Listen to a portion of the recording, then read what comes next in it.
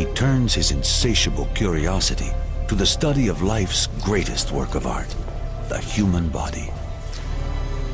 He was interested in anatomy from an early age, probably from his time in Verrocchio's workshop, where artists in Florence were encouraged either to perform dissections, autopsies at a medical school, for example, or they were encouraged, if not to perform them, then at least to observe them.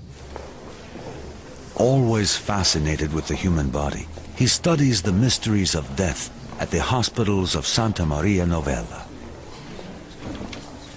Dicono che abbiate vissuto 100 anni. È vero? 100 anni? Non è così difficile.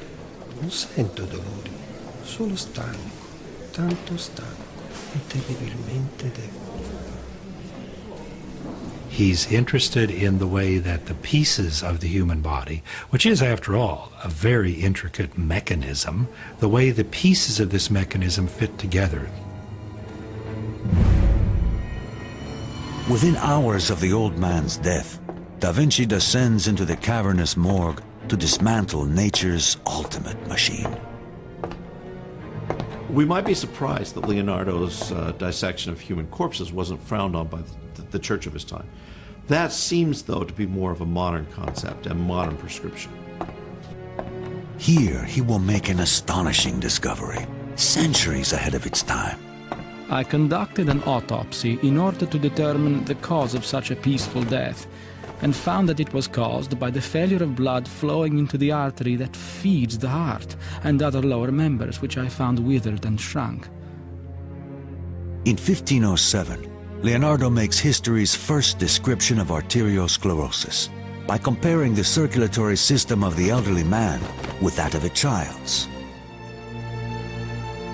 And we have to try to imagine 500 years ago what it would have been like to work on an autopsy without the benefit of good lighting or good preservation of the material. The smell must have been awful.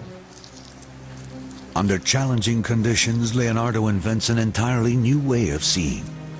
Later, his cross-sections and exploded diagrams will profoundly influence the modern method of visualizing anatomy and machinery.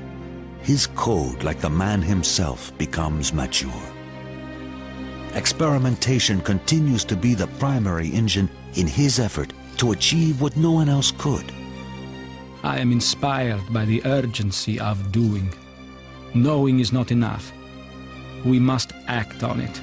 Being willing is not enough. We must do.